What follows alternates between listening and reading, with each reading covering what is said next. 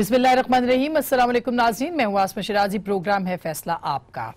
आज निहाल हाशमी साहब को भुगतना पड़ा वो स्टेटमेंट जो कि उन्होंने दिया था और जिसमें उन्होंने जजों के हवाले से या JIT के जो अरकान हैं उनके हवाले से धमकियां दी। वो ये कहते रहे आज भी कि उन्होंने अदलिया को नहीं कहा, लेकिन बहरहाल JIT भी अदलिया ने बनाई, जिसका कि आज इजहार इस पूरी प्रोसीडिंग्स के अंदर होता रहा, जो कि आज कोर्ट में हुई और उनको बुलाया गया था। उनके खिलाफ फौजदारी मुकदमा चलाने पर भी गौर किया जा रहा है और जजेस ने यह भी कहा इस मौके पर कि हमें नताइज का खौफ नहीं और हमने JIT बनाई थी और हम जानते हैं कि हमें क्या करना है। इस मौके पे एक बड़ी इंपॉर्टेंट और जबरदस्त किस्म की बात आई है सामने, जिसमें कि ये कहा गया गॉडफादर के बाद कि ये सिसिलियन माफिया है ये हुकूमत, और ये अशतर उसाफ साहब से ये बात कही। ये काफी इंपॉर्टेंट बात है जो कि आज जज साहब ने कही है। सिसिलियन माफिया को अगर आप डिटेल में उसकी जाएं तो बड़ी इंटरेस्टिंग इसकी इंफॉर्मेशन है, और अगर हम चूंकि ज़ाहिरा तशबीहात के ऊपर जाते हैं और इस्तिआरे इस्तेमाल करते हैं जिनकी मुमासलत होती है, लिहाजा ये और ज्यादा अहम हो जाता है। ये बहरा रूम के अंदर एक जजीरा था और जजीरा है जिसके अंदर बहुत सारे माफियाज काम करते थे और इन्होंने अपने अपने नोगो एरियाज बनाए रखे थे। तासुर ये माफियाज ये देते थे कि हम अवाम के हुकूक और पिसी हुई अवाम के जो जज्बात हैं उनकी नुमाइंदगी करते हैं, यानी ये रॉबिन हुड की तरह थे, लूटते भी थे और लोगों के ऊपर लगाते भी थे, लेकिन हर एक का नोगो एरिया था। ये जो चीज थी ये बढ़ती चली गई, यहां तक के 1980 के अवाइल में जो ये माफिया था उसके अंदर अंदरूनी तनाजात ने जन्म लिया और बड़े पैमाने पर तसादुम हुआ, जिसमें कि जजेस, एडवोकेट्स यानी लॉयर्स, सियासतदान और पुलिस अफसरान जो थे उनका कत्ल हुआ।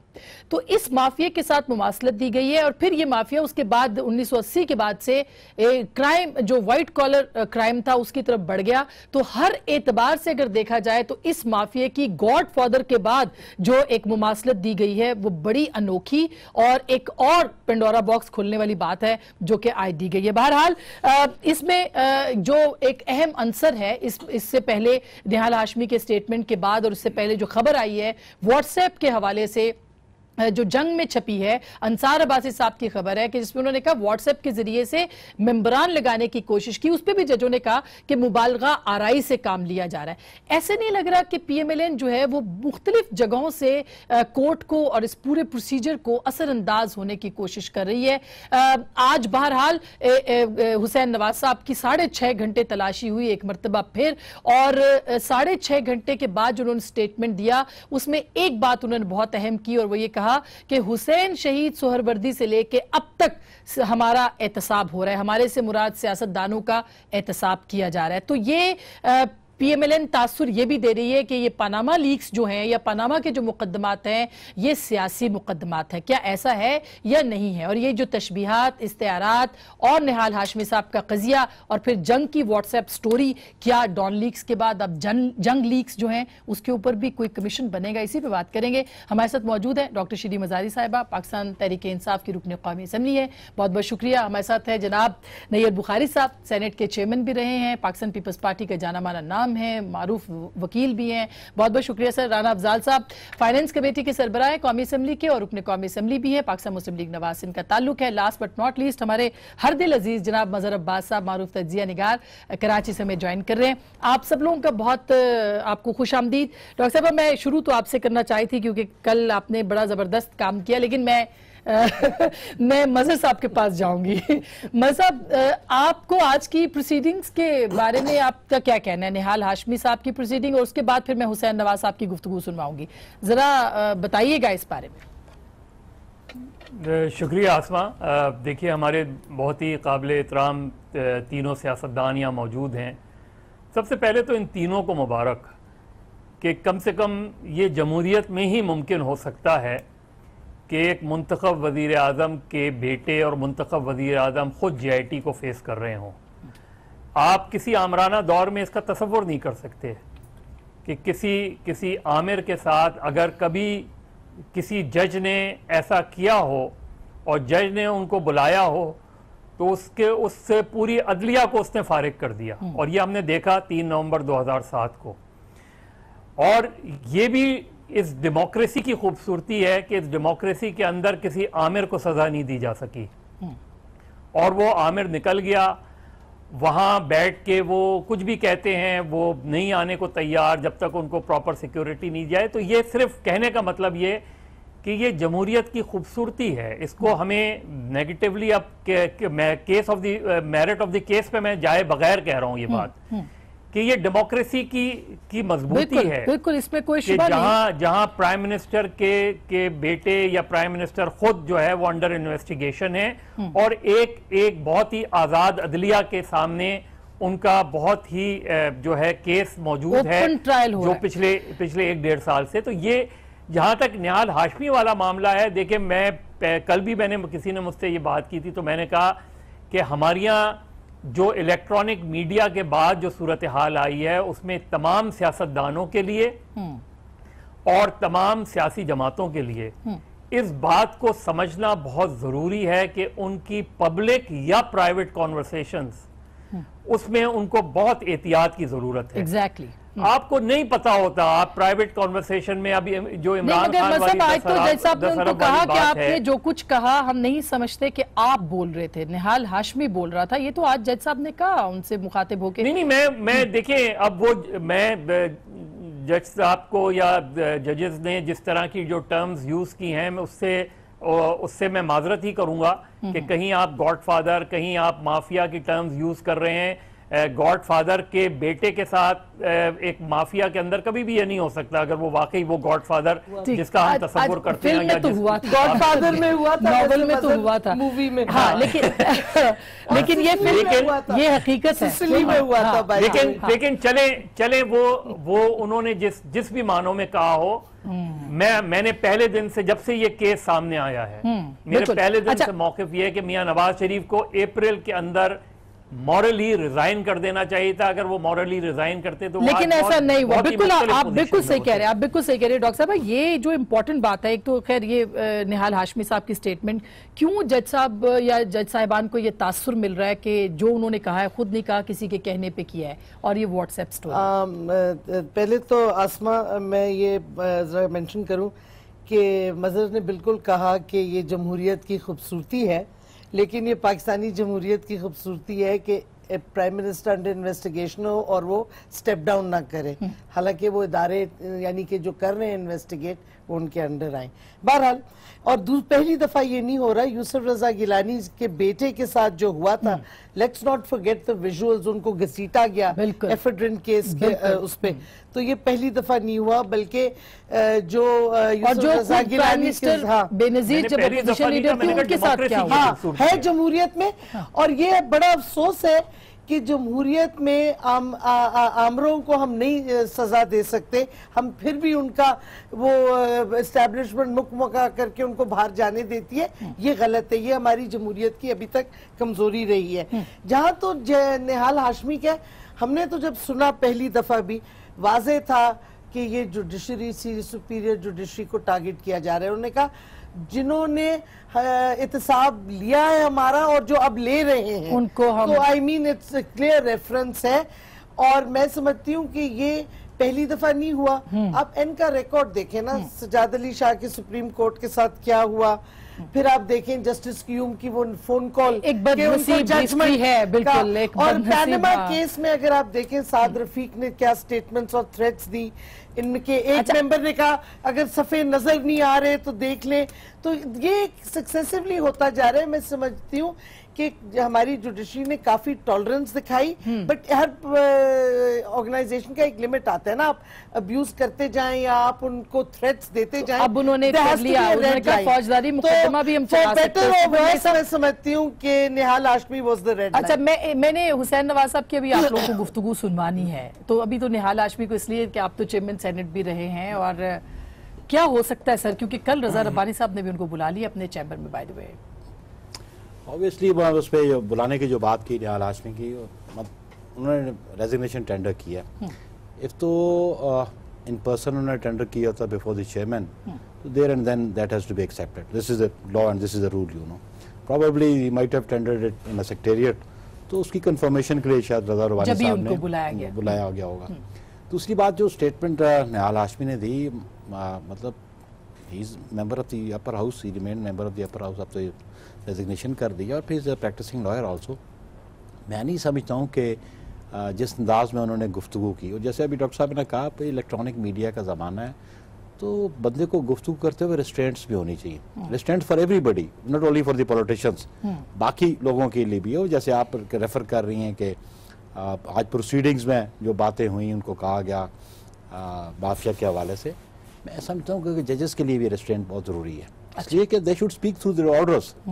मतलब है कि इन राइटिंग ऑर्डर्स के जरिए बात करें ना, तो ये बदकिस्मती ये रही है हमारी कि जब से former chief justice Iftikhar Chaudhry proceedings take up करते रहे और टिकर्स चलते रहे, ये बड़ी अनफॉर्चुनेट बात है। That is sort of gaining of popularity. लेकिन आपको नहीं लगता कि कोई इन्फ्लुएंस है या डालने की कोशिश की जा रही है जिसको कि वो जवाब दे रहे हैं, अदलिया जवाब दे? They are human beings also ना। हाँ। आप उनको ये भी देखें ना, जो अंदाज निहाल हाशमी ने इख्तियार किया, ये किसी पॉलिटिकल वर्कर के लिए ये मुनासिब नहीं। और जो स्टोरी आई अंसार भाई साहब की, जिसको कि ओन कर ये पीएमएल है, मैं उस पर भी बात करता हूँ। और उस एक्सटेंट पे जाना जहाँ पे निहाल हाशमी गया, ऑब्वियसली उसका अल्टीमेट एंड यही होना था। और ये उसके पीछे कौन है कौन नहीं है, that has to be investigated. उसकी इन्वेस्टिगेशन हो जाए, कोई बेंच कॉन्स्टिट्यूट होता है, बेंच कॉन्स्टिट्यूट कर लें, प्रॉब कर लें। लेकिन मैं समझता हूँ कि इस जमहूरियत के लिए शायद बहुत सारी कुर्बानियाँ दी गई हैं। बिल्कुल। और मैं समझता हूँ कि पिछले अरसे में एक ज़माना था कि कोई ना कोई पॉलिटिकल फोर्सेस किसी डिक्टेटर के साथ मिल जाती थी, मार हम ही खाते रहे, पाकिस्तान पीपल्स पार्टी खाती रही मार जब भी हमने मार खाई।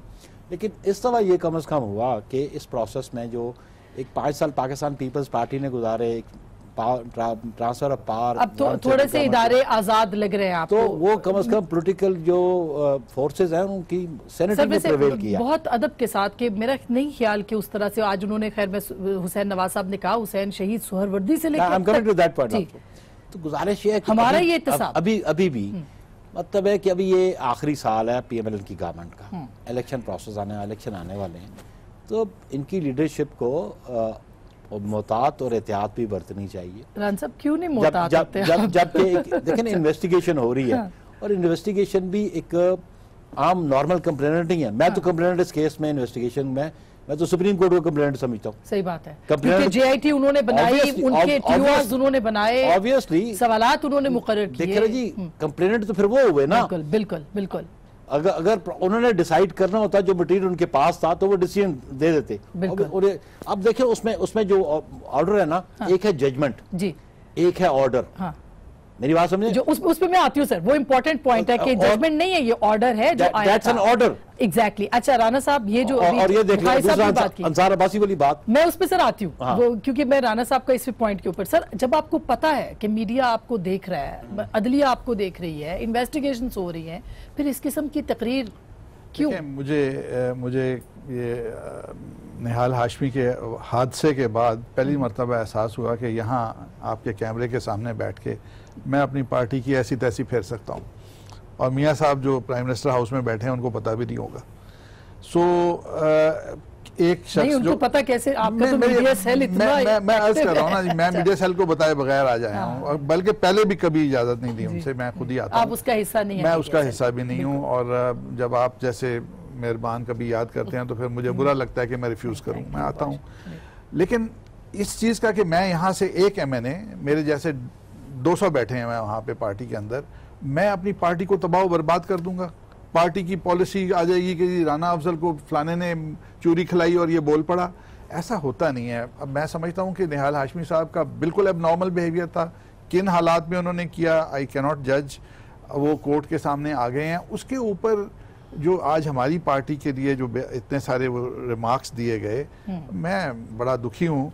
जजेस तो बहुत बड़े लोग होते हैं सर, ये तो पीपल्स पार्टी के लिए तो होता है, ये उस वक्त तो आप लोग काले कोट पहन के जाते हैं। जजेस बहुत बड़े लोग होते हैं, उन्होंने एक प्री कंसीव्ड आइडिया कर लिया कि जी मियां नवाज शरीफ के कहने पे हुआ है या पार्टी के अंदर कोई माफिया बैठा हुआ है। I don't know, I mean मैं बहुत really I can not comment कि ये हुआ क्या। ये तो मेरे ख्याल मज़हर साहब भी यही बात कर रहे हैं, मेरे ख्याल नैयर बुखारी साहब ने साफ कहा है कि ये ऐसा नहीं होना चाहिए, उनको अपने कंडक्ट से, एक पॉलिटिकल पार्टी फैसलों से बताना चाहिए। हम पब्लिक वोट से आए हैं ना, पहली दफा तो नहीं है PMLN के साथ पहली बार हो। मैं आपको पार्टी के साथ या मैडम की बात से कर लेते हैं, इन्होंने कितने यू टर्न मारे हैं। क्या करें फिर? थ्रेटन नहीं क्या किया करें? कोर्ट को ना, नहीं, थ्रेटन तो नहीं किया, लेकिन डिफरेंट थिंग्स ना, आपने- U-turn लेना U-turn और is threat different. दो डिफरेंट मेरा चीजें हैं। मतलब आपका तो जब से पैनामा शुरू हुआ है इनके एमएनएस यू टर्न तो एक लाइट लफ्ज है ना, उसको तो झूठ बोलना कह देते हैं कि एक बात आपने की फिर मुकर गए। Not a threat.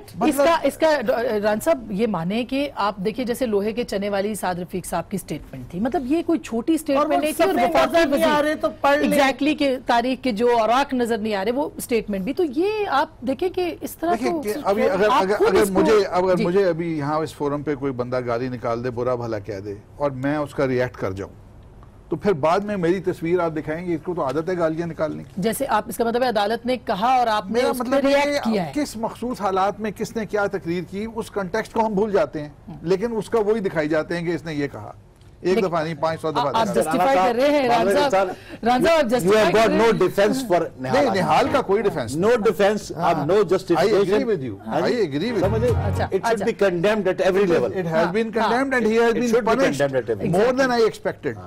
He has been punished by the party. Membership गई, senatorship गई, अभी तो छोटी- सेनेटरशिप पर छोटी सी- भी जानी है, मगर बहरहाल नहीं, रिजाइन he has उन्होंने कर submitted दिया। his resign Exactly. on instruction अच्छा, of- मैं एक ब्रेक लेना चाहती हूँ, ब्रेक के बाद मैं वापस आके तो जो हुसैन नवाज साहब ने आज कहा, जो ये राना साहब जो बात कर रहे हैं उसी कॉन्टेक्स्ट में वो बड़ा इंपॉर्टेंट है, वो सुनिएगा और उसके बाद फिर गुफ्तगू भी करेंगे। हमारे साथ रहिएगा, मिलते हैं ब्रेक के बाद।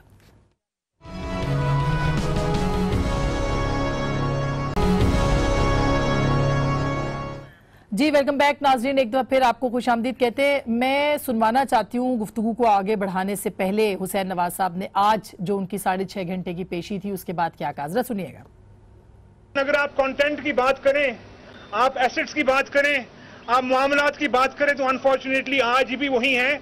और ये बात मैं आप सबको बावर कराना चाहता हूँ, याद दहानी कराना चाहता हूँ कि हुसैन शहीद सोहरवर्दी से लेके आज तक हमारे साथ ही जो है ना ये सब कुछ होता चला है। अगर ये सारे मामलात कानून के मुताबिक चलते हैं, सारे फेयर होकर चलते हैं तो ठीक है, लेकिन अगर कोई फेयर होकर नहीं चलेगा तो फिर उसके बाद वो मामला सुप्रीम कोर्ट में जाएगा, अवाम के सामने आएगा, आप सबके सामने आएगा। जिसको यहाँ बुलाया जाएगा वो पेश होगा। जो उन्होंने मुझसे सवालात पूछे हैं मैंने उनका सबका जवाब दिया है।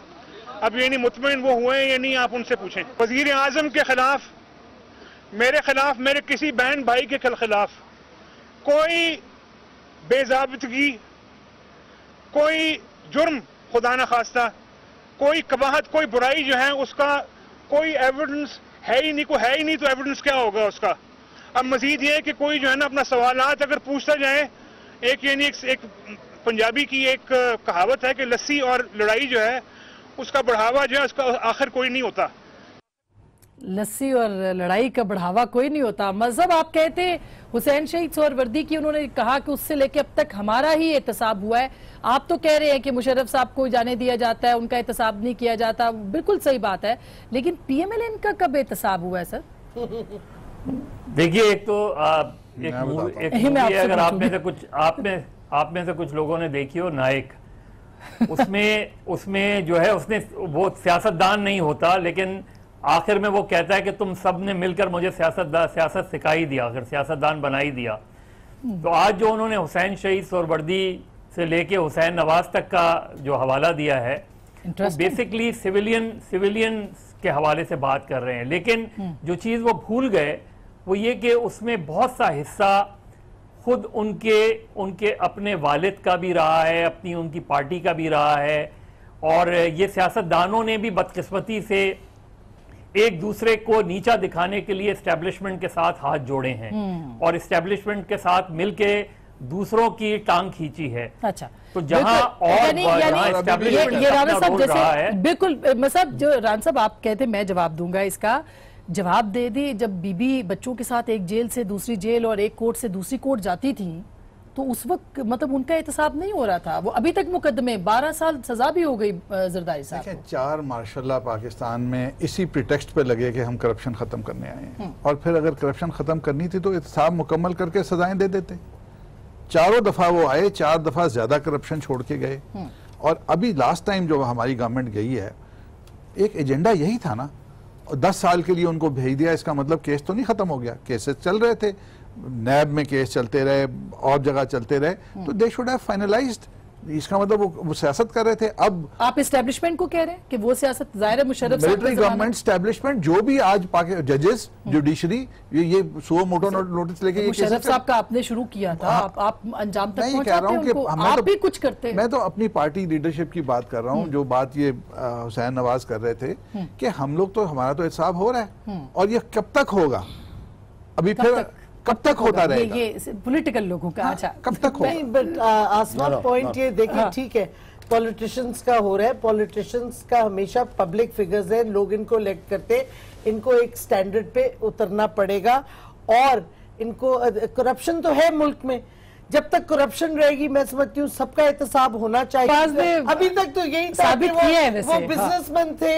सियासत में नहीं थे, तो इस बात और एक जुमला जो हमने बीच में शायद नहीं चलाया, उन्होंने कहा कि यहाँ कहीं और इवन अवाम के पास भी जाना पड़ेगा, तो बुखारी साहब ये अवाम तक बात जा रही है। एक बात मैं और कहना चाहूंगी कि बिल्कुल एस्टेब्लिशमेंट की भी, मिलिट्री सिविल दोनों ब्यूरोक्रेसीज की भी अकाउंटेबिलिटी होनी चाहिए, क्योंकि दोनों वो नहीं गलत है ना। एक जुमला कहना चाहता हूँ, एक जुमला कहना चाहता हूँ, लेकिन इसका ये मतलब नहीं कि सियासतदानों की अकाउंटेबिलिटी होनी चाहिए, वो तो जाहिर है कि पब्लिक ऑफिस होल्डर्स हैं, उनकी तो होनी जुमला जो कहना चाहता हूँ वो ये है कि एक लाइन ड्रॉ कर लें, जैसे इनकम टैक्स में आप 5 साल पीछे नहीं जा सकते, अब इमरान खान भी फंसे हुए हैं, आप ड्रॉ कर लें कि आपने 30 साल 40 साल 50 साल कोर्ट्स को थ्रेट नहीं किया। आज वैसे वो जुमाइमा ने दे भी दिया, उन्होंने कहा भी कि अब असल चोरों को पकड़े, मेरे पास सारी मनी ट्रेल आ गई है। लेकिन बुखारी साहब ये एहतसाब सिर्फ सियासतदानों का होगा या कभी दूसरों का भी होगा, और आप एग्री करते हैं जो हुसैन नवाज ने कहा कि सिर्फ सियासतदान? देखिए गुजारिश ये है कि पहली बात तो ये कि PLN का पहली दफा एहतसाब हो रहा है, वो भी एहतसाब due to certain statements which they have given, उसकी बुनियाद पे।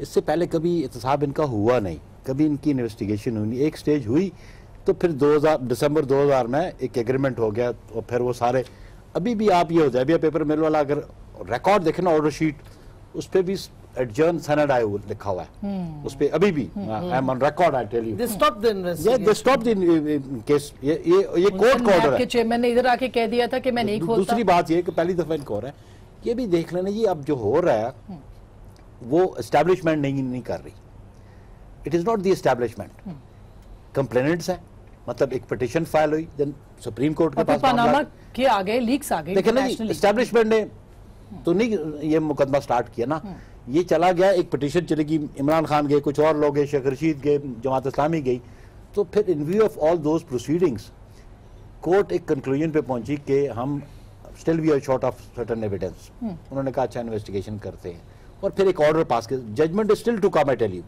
वो जो आप कह रहे थे कि ऑर्डर है, ये ऑर्डर फैसला नहीं आया, इट इज एन ऑर्डर, वो ऑर्डर मेरे पास आज भी है, I have got it in my pocket right now also, I can read it out कि उस ऑर्डर में लिखा क्या है। लेकिन लेट्स सी कि ये इन्वेस्टिगेशन हुई है, तो लेकिन जब तफ्तीश होती है ना, it is not an inquiry, it is an investigation.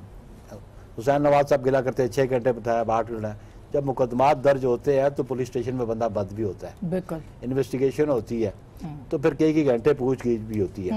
अभी तो जो क्वेश्चंस रेज किए सुप्रीम कोर्ट ने इटसेल्फ, उन्होंने तो बुनियादी बात एक ये कह दी कि ये प्रॉपर्टीज ये प्रॉपर्टीज ये प्रॉपर्टी, लेट्स सी जब टेंडर एज के थे तो what was the source of income, बिल्कुल ये सारी बातें उस ऑर्डर में लिखी हुई हैं, बिल्कुल। अब उसको इन्वेस्टिगेट होने दें। और मैं समझता हूँ कि ये थ्रेट करना जो है ना, निहाल हाशमी हो, साद रफीक हो, या कोई और भी हो, या ये जो खबर का इल्जाम लगाया जा रहा है कि जी खबर भी लीक हुई है या कराई गई है, इस पे भी देख रहे हैं आप, it's a stupid thing, it's a communication between 2 institutions और ऑर्गेनाइजेशंस, SECP का और सुप्रीम रजिस्ट्रार सुप्रीम कोर्ट का यह मामला है। अब ये लीक कैसे हुई, पहली बात, बुनियादी बात ये है, somebody, किसी का तो है जो उसको लीक करता है, और शकूक पैदा करने को सिर्फ खत लिख दिया कि ये हुआ है। अच्छा, उन्होंने तो लिख दिया ना, खत लिख दिया कि मुझे कॉल आई और फिर वो फलान नंबर था और USA का नंबर था, ये बात। अब बात यह है कि अगर उस पे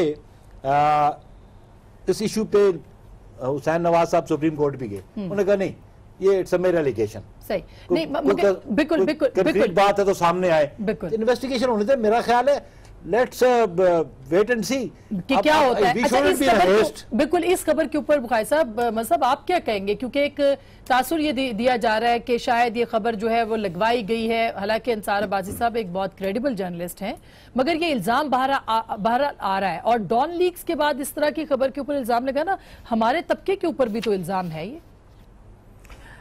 देखिए, एक तो हम हमेशा टर्म गलत यूज करते हैं, it's not Dawn leak, it's news leak. News है, लीक है, और ये भी जो खबर है, अगर आप ये भी खबर देखें तो ये न्यूज लीक है। न्यूज लीक होती है, इंफॉर्मेशन लीक कर दें। ये तो हुई न्यूज में, इंफॉर्मेशन लीक होती है ना, इंफॉर्मेशन लीक, ये द न्यूज लीक है सर। इंफॉर्मेशन लीक होती है, जिस पार्टी को जो पार्टी हर्ट होती है वो पार्टी रिएक्ट करती है, और उसका राइट है ये रिएक्ट करना। हमारे यहाँ बदकिस्मती से डिफेमेशन लॉज कभी भी मजबूत नहीं रहे, किसी गवर्नमेंट ने मजबूत नहीं किए। अब मैं बिल्कुल एक आपको मिसाल दूं, कल से ऑपोजिशन, परसों से ऑपोजिशन प्रोटेस्ट कर रही है कि जी लाइव कवरेज नहीं दी गई ऑपोजिशन को। पाकिस्तान पीपल्स पार्टी की गवर्नमेंट 5 साल रही, इन्होंने कभी पाकिस्तान टेलीविजन को ऑटोनोमस बनाने की क्यों नहीं बात की? आज भी पाकिस्तान तहरीक इंसाफ भी यहाँ मौजूद है, पाकिस्तान पीपल्स पार्टी भी मौजूद है, मुस्लिम लीग नून भी। आप क्यों नहीं यहाँ एक अकॉर्ड करते और ये रिजॉल्व करें कि आप पीटीवी को एक गैर जानिबदार और ऑटोनोमस बॉडी बनाएंगे? हाँ, ये अच्छा आपके है, लेकिन आप नहीं होता तस्वीरें आती है, लेकिन कोई अभी जब आप लोग हुकूमत में आते हैं तो आप लोग इसी तरह बिहेव करते हैं कि आप पीटीवी को अपने मकासद के लिए इस्तेमाल करते हैं। हम अभी आएंगे सिमिलर इंसिडेंट मगर अब्बास साहब आपको बता दूं कि जो नेशनल असेंबली और सेनेट की प्रोसीडिंग्स है ना, उसको टेलीविजन पे लाना या डायरेक्टली उसको टेलीवाइज करना, it is the total domain of the speaker and the chairman. Speaker साहब ने नहीं की, नहीं आप नहीं समझे। देखिए, नहीं माजरत के साथ मैं बताता हूं, मसला सिर्फ कौमी नहीं सर, मसला सिर्फ कौमी असेंबली और सेनेट की प्रोसीडिंग्स का नहीं है। मसला ये है कि एक नेशनल इंस्टीट्यूशन को एडिटोरियल इंडिपेंडेंस क्यों नहीं मिलता कि वो एडिटोरियली खुद फैसला करे कि कौन सी खबर। दैट्स अ पॉइंट, लेकिन let me come to the issue जो अभी क्रॉप अप हुआ है। पीपल्स पार्टी की गवर्नमेंट नहीं थी, मुस्लिम की गवर्नमेंट थी। आई वाज चेयरमैन, मैं पाकिस्तान पीपल्स पार्टी से था, तो लाइव कवरेज के हवाले से बात हो रही थी, तो आई पास एन ऑर्डर कि without the permission of the chair कोई चीज टेलीविजन पे लाइव नहीं जाएगी। सही। और नॉन पार्टिजन होकर, चेयर की रिक्वायरमेंट ये कि one should be a non partisan. तो इसाक डार ने एक मुझे पिटिशन भेजी है, वो चाहते थे कि मेरी स्टेटमेंट लाइव आए, तो मैंने कहा okay give me in writing. मैंने अलाउ किया, और in the same time opposition खड़ी होगी, एएनपी और बाकी लोग के जी ये नहीं हो सकता। तो I told them you sit down, hold on, इसको अभी आने दे, फिर मेरा अगला ऑर्डर थे आप सुने कि क्या है। Then I asked Parvez Rashidi was sitting there, मैंने कहा make arrangements for a reply from the leader of opposition also. If I have given an opportunity to the finance minister, so I'll give the opportunity to the leader of opposition also. इस issue पे भी आज जो हुआ, जी web TV पे senate को live आता है, रज़ा रब्बानी साहब ने लाइव किया है। एक और बात ये है कि ये एक ऐसा फोरम है नेशनल असेंबली सेनेट जहाँ पे पार्लियामेंटेरियंस ने बात करनी है। आज इलेक्ट्रॉनिक मीडिया का आप रोकेंगे, आप जो बात वो हाउस पे और फ्लोर पे नहीं कर सकेगा, आज आया ना, उन्होंने अपोजिशन को नहीं दिखाया, प्राइवेट चैनल जो है वो दिखा रहा था स्पीकर ने क्यों रिफ्यूज किया। He should have behaved like a non partisan speaker. मैं ब्रेक ले लूं, इसलिए तो कह रहे हैं कि इसको एक गैर जानिबदार बनाना चाहिए, बिल्कुल बनाना चाहिए। वैसे वेब टीवी अब सेनेट की जो प्रोसीडिंग है वो लाइव। आसमा, आपने सवाल किया था अंसार अब्बासी की स्टोरी। मैं ब्रेक के बाद आ जाऊं, साहब एक छोटी सी ब्रेक, फिर उसके बाद आती हूँ, हमारे साथ रहिएगा। वेलकम बैक नाजरीन, एक बार फिर आपको खुशामदीद कहते हैं। मसब गुफ्तगू को वहीं से जोड़ते हैं जहां से टूटा था सिलसिला। आप कह रहे थे कि अंसार भाई साहब की स्टोरी के हवाले से आज फुल कोर्ट बेंच बनाने का मुतालबा किया एतजाज साहब ने कि इस स्टोरी को इन्वेस्टिगेट किया जाए। नहीं ठीक है, अगर उन्होंने मुतालबा किया, जाहिर है मुतालबा कर सकते हैं। और एतजाज एहसन बहुत इंपॉर्टेंट पाकिस्तान पीपल्स पार्टी के रहनुमा भी हैं, leader of the opposition senate भी हैं, और साथ में लॉयर्स कम्युनिटी का बहुत ही मोतबर नाम है। तो बिल्कुल उनका मुतालबा अपनी जगह है, और कोई इसमें हर्ज भी नहीं है कि अगर आप फुल बेंच बना दें, प्रोब करें, इन्वेस्टिगेट करें। और जिस तरह आपने भी कहा था कि जो रिपोर्टर है वो भी बहुत ही क्रेडिबल रिपोर्टर है, इसमें भी कोई दो राय नहीं हो सकती कि वो बहुत क्रेडिबल रिपोर्टर है। उसकी बहुत सी स्टोरियां बहुत ज्यादा जो है वो अंडर डिस्कशन भी आई हैं, लेकिन इंपॉर्टेंट बात यह है कि इस स्टोरी के अंदर मेरे लिहाज से एज ए जर्नलिस्ट मुझे इस स्टोरी में कई जगह बहुत झोल नजर आए। सही, और उसमें सबसे इंपॉर्टेंट चीज जो होती है वो यही होती है कि देखिए उस स्टोरी के अंदर जो रजिस्ट्रार की कम्युनिकेशन है वो बहुत सिग्निफिकेंट है। रजिस्ट्रार जो है वो कम्युनिकेट करता है on behalf of supreme court, ठीक, वो खुद नहीं करता। अच्छा, लेकिन तो अगर उससे ज्यादा बैकग्राउंड की बात हो रही है ना, स्टोरी से ज्यादा कि भाई आप उसकी टाइमिंग देखें और आप किस तरीके से असरअंदाज होने की कोशिश कर रहे हैं, उसके ऊपर ज्यादा वो तो देखिए वो हाँ। उस वक्त तक अगर असरअंदाज होने वाली बात है ना, तो मैं भी स्टोरी उसी वक्त दूंगा जब वो स्टोरी मुझे रेलेवेंट नजर आएगी। तो टाइमिंग के लिहाज से स्टोरी, अगर स्टोरी दुरुस्त है तो उसकी टाइमिंग दुरुस्त है, बिल्कुल सही बात है। और अगर स्टोरी मुबैना तौर पे किसी ने प्लान करवाई है, किसी ने लीक की है, तो फिर उसका मालूम होना चाहिए कि जी उसके जाहिर सी बात है। अच्छा, और स्टोरी में कोई जान नहीं है, अगर स्टोरी में कोई जान नहीं है तो फिर सुप्रीम कोर्ट ऑब्जेक्ट क्या था? सर बिल्कुल, लेट्स फाइंड आउट ऑब्जेक्ट। मैं बता ऑब्जेक्ट ये था, ऑब्जेक्ट एक जुमला में करके फिर मैं आ जाती हूँ। ऑब्जेक्ट क्या था इस खबर को? ये बिलाल रसूल को कंट्रोवर्शियल बनाने का ऑब्जेक्ट था, इसी के नाम पे है ना। क्योंकि सर हुदैबिया पेपर मिल्स की इन दोनों ने इन्वेस्टिगेशन की थी, उस वक्त भी इन पे एतराजात थे पीएमएल, यानी नॉट ऑफिशियली। आप उसको कंट्रोवर्शियल बनाने पर अब बात यह है कि ये नाम वो थे जो उस बेंच ने खुद दिए थे, एग्जैक्टली। और जो नाम आए, देखिए पहली दफा जो नाम दिए उस बेंच ने कहा नहीं, we don't agree to it, हमें ज्यादा नाम फराहम किए जाए। दुरुस्त बात है। अगर उन्होंने कह दिया तो फिर या तो कुछ सब्सटेंस हो ना आपको बिलाल रसूल के खिलाफ, तो फिर आप ऑब्जेक्ट भी करें। लेकिन वो ऐसा बिल्कुल ऑब्जेक्ट की एग्जैक्टली वो बात हो रही है। रान साहब, मैं इकट्ठा आपसे जवाब लेती हूँ। डॉक्टर साहब, ये याद नहीं रहेंगे पानामा अभी जो बात हुई है ना, उसमें उन्होंने कहा कि शरीफ खानदान शायद, मुझे ऐसे तासुर मिल रहा है कि इस मुकदमे को भी सियासी मुकदमा समझ रहा है, कि ये मतलब शुरू दिन से देखें जब ये सबूत नहीं दे सके, हम तो रोज हियरिंग्स पे जा रहे थे, कोई कतरी लेटर के अलावा कुछ नहीं आया, तो बाहर आके जो थ्रेट्स और जो सियासी बयानात आते जाते थे, और अभी भी ये प्रेशर डाला जा रहा है। आप कह रहे हैं कि रसूल को कंट्रोवर्शियल करना चाह रहे थे, नहीं, ये जीआईटी और सुप्रीम कोर्ट बेंच जिसने सिलेक्ट किया है जीआईटी, उसको कंट्रोवर्शियल करना चाह रहे थे कि ये इन्होंने सिलेक्ट किए हैं, इस वास्ते उन पे क्वेश्चन मार्क डालने की कोशिश कर रहे थे। इसी वास्ते जब आप देखें जो सुप्रीम कोर्ट अब बहुत स्ट्रॉन्ग वर्डेड रिस्पॉन्सेस दे रहे हैं, वजूहात हैं पिछले दिनों से जिस तरीके से थ्रेट्स आ रही हैं, रिमार्क्स आ रहे हैं जजेस के बारे में, तो ऑब्वियसली एट सम स्टेज उन्होंने वाजे कर दिया कि ये कैंपेन चल रहा है टू मलाइन टू प्रेशर। जब भी उन्होंने बुलाया, ये आम आदमी भी ये समझ रहा है कि जी प्रेशर किया जा रहा है, ये वैसे ये तासुर दिया जा रहा है। ये हमारी ऑपोजिशन तो तासुर देगी, लेकिन हमारा क्या फीलिंग है? हमारी फीलिंग के कोर्ट ने सारे इदारों से नाम मांगे, फौज के नाम भी आए, इंटेलिजेंस एजेंसीज, उनके ऊपर तो कोई एतराज नहीं हुआ, उन्होंने खुद नाम भेज दिए। इनसे तो बाई नेम मांगे गए। ये स्टोरी आने के बाद जब ये तासुर आया कि ये नाम बाई नेम मांगे गए, क्यों मांगे गए? उनकी नजर में वो हीरे नहीं थे, उन्होंने कहा हीरे जैसे चाहिए हमें, तो वो हीरे नहीं थे ना, फौज से नाम मांगा जो उन्होंने दिया। सर ये बेंच का इख्तियार है। देखें, इख्तियार नहीं है, देखें ना, अगर आप फिर सबको इक्वल ट्रीट करें ना, ये मतलब ये चाहते हैं कि बेंच भी पार्टिजन है, जो सिविलियन इदारा है। ये स्टोरी आने के बाद, नहीं, this is what he is saying कि जस्ट पार्टिजन, ये स्टोरी मैं सब आपके पास ये बेंच इज पार्टिजन ना, ये हकीकत है कि नहीं कि बेंच इज पार्टिजन? बेंच मैं नहीं, अच्छा, बेंच ने दूसरे इदारों के नाम तो कबूल कर लिए, ना स्टेट बैंक के कबूल किए, ना एससीसीपी के कबूल किए, बाई नेम उनको कहा गया कि आप ये बंदे दे दें।